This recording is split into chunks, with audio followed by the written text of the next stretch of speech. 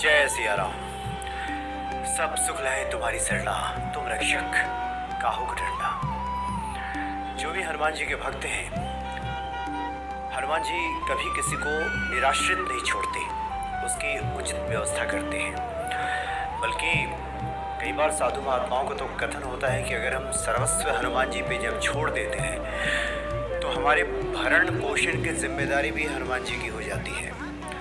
लेकिन कई बार होता है कि हमारी जो भक्ति की अवस्था है उस स्तर की नहीं होती, हमारा समर्पण उस स्तर का नहीं होता, यह सिर्फ शब्दों तक रहता है, इसलिए हम इसका अनुभव प्राप्त नहीं कर पाते। लेकिन इतना तय है कि जो ईश्वर के सहारे है, ईश्वर के सहारे का मतलब हाथ पे हाथ धरे बैठे रहना नहीं है। वो व्यक्ति बाहर से कर्म करता हुआ तो दिखेगा, लेकिन वास्तव में जिसको कहते हैं कि ईश्वर के लिए कार्य करना, ईश्वर की खातिर कार्य करते हुए दिखना या ईश्वर का कार्य करना, तो ऐसे लोग कर्म में रत रहते हुए भी एक तरह से अकर्म की स्थिति में रहते हैं। तो ऐसे लोगों को हनुमान जी स्वयं संभाल लेते हैं, उनका भरण पोषण स्वयं करते हैं। एक बार की बात है, बाबा नीम करोली जी महाराज का एक अनन्य भक्त जो वर्षों से उनकी सेवा किया करता था, जब भी मौका मिलता था वो तो उनके साथ साए की तरह वो भक्त रहते थे। बाबा जी जहाँ सोते थे वो वहीं सो जाते थे, नीचे चादर बिछाकर। उनकी देखरेख करने के लिए हमेशा उनके साथ रहते थे। और वो मंगलवार का व्रत करते थे, हनुमान जी के अनन्य पुजारी। और वैसे भी जो बाबा जी के सानिध्य में रहे, हनुमान जी के प्रति भक्ति न बढ़ जाए ये तो हो नहीं सकता।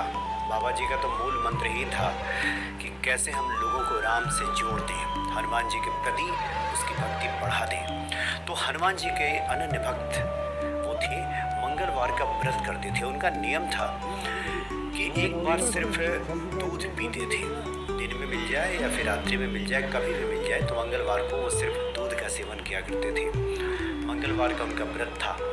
बाबा जी ने उनसे दिन में पूछा कि कुछ खाया पिया कि नहीं, तो उन्होंने कहा कि दूध पी लूँगा। लेकिन किसी कारण से आश्रम में भीड़ भाड़ थी, दूध की व्यवस्था नहीं हो पाई, उन्हें दूध नहीं मिला। इस प्रकार से फिर रात हो गई। रात्रि जब हो गई तो सब लोग जब सोने चले गए, उसके बाद बाबा जी ने उस भक्त से पूछा कि तुमने कुछ खाया पिया या दूध पिया है कि नहीं। तो भक्त ने सोचा कि बेकार रात में बाबा को क्या परेशान करना, तो उसने कह दिया कि हाँ उसने दूध पी लिया है, जबकि उसने दूध नहीं पिया था। लेकिन बाबा जी परेशान हो जाए, उसने कहा कि हाँ बिल्कुल हमने दूध पी लिया है। लेकिन बाबा ने डपटते हुए कहा कि तुम झूठ बोल रहे हो, तुमने दूध नहीं पिया है। उनकी आवाज़ तेज थी, पूरे आश्रम के लोग जग गए। रसोइया भागता हुआ आया और उसने क्षमा मांगी। उसने कहा कि उसे तो ध्यान ही नहीं रहा कि दूध देना है, और अब दूध भी समाप्त हो गया है, कोई व्यवस्था अभी नहीं हो सकती। रात के 11 साढ़े 11 से ज़्यादा का वक्त बीत चुका है। और इस तरह से रसोइया क्षमा मांग करके चला गया। बाबा जी जिस कमरे में ठहरते थे उस कमरे की सिटकिनी बाबा जी ने बंद कर दी, भक्त को अंदर बुला लिया और कहा कि देखो अब तो 12 बज चुका है, 12 बजे के बाद अब तो बुधवार हो गया है, तुम प्रण अपना सूर्यास्त के बाद ही तोड़ोगे या अभी कुछ खाओगे? अभी तो तुम खा ही सकते हो, चूँकि दिन बदल गया है। तो बाबा जी ने इस प्रकार से पूछा कि भक्त ने कह दिया कि हाँ बाबा जी हम कुछ खा सकते हैं। लेकिन उसे ध्यान नहीं आया कि इस वक्त बाबा जी उसे क्या देंगे। रसोइये ने तो मना कर दिया है, कुछ है भी नहीं, लेकिन वो कहाँ से देंगे। तो बाबा जी के पास जो धोती थी, उस धोती के एक छोर को उन्होंने खोला और वहाँ से 5 पराठे और 2 प्रकार की सब्जी निकाल करके दे दी और कहा कि खाओ। तो भक्त ने सोचा कि अंदर क्या खाना, बाहर जा कर के हम खाते हैं। बाबा ने कहा कि नहीं अंदर बैठ कर के खाओ। थोड़ी देर के बाद बाबा जी उसको खीर ला कर दिए, भक्त ने खीर भी खाया। और बाबा जी ने कहा कि ये खाओ, ये राम जी का प्रसाद है, इसे ग्रहण करो।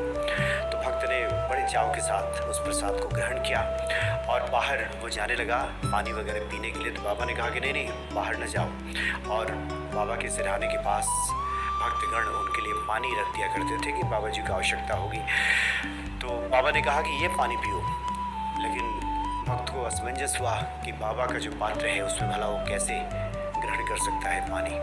तो उसने कहा कि नहीं नहीं महाराज, हम ये पानी नहीं पिएंगे, हम बाहर पी लेंगे। बाबा ने डपटते हुए इस तरह की बातें बच्चन सिंह जी ने बाबा नीम करौली के अलौकिक प्रसंग में लिखा है कि बाबा ने डपटते हुए अपने हाथों से गिलास लेकर के भक्त को पानी पिला दिया और रात्रि में कहा कि ये बात किसी से तुम कहना मत। और वो भक्त काफ़ी दिनों तक इस बात को लेकर उसने किसी को कुछ नहीं बताया।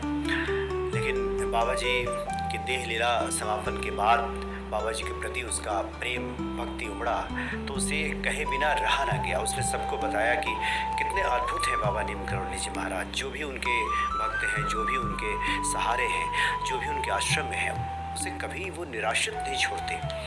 भक्त के खाने पीने तक की व्यवस्था, छोटी छोटी बातों की व्यवस्था कि भक्त ने कब खाया नहीं खाया, उसे खाना चाहिए, इन सब बातों की व्यवस्था भी ईश्वर संभालने लगते हैं। लेकिन ये बातें तभी समझ में आएंगी जब हमारा समर्पण गहरा होगा। हम सच में हम ईश्वर के प्रति खुद को समर्पित कर देंगे, सिर्फ वचनों से नहीं, हमारे भीतर से जब ये पुकार, ये आवाज़ उठेगी और हम स्वयं को जब हनुमान जी के हवाले कर देंगे, उनको समर्पित कर देंगे, तब ये बातें समझ में आएंगी। और उसके बाद तो फिर जिसको भगवान श्री कृष्ण ने गीता में कहा है कि मैं तो फिर भक्तों की योग और क्षेम का वहन करने लगता हूँ। उसके लिए क्या आवश्यक है ये भी देखता हूँ और उसके पास क्या कुछ है उसकी रक्षा भी करता हूँ। यानी भक्त का भार स्वयं श्री हनुमान जी उठा लेते हैं। तो बड़े दयालु हैं बाबा नीम करौली जी महाराज।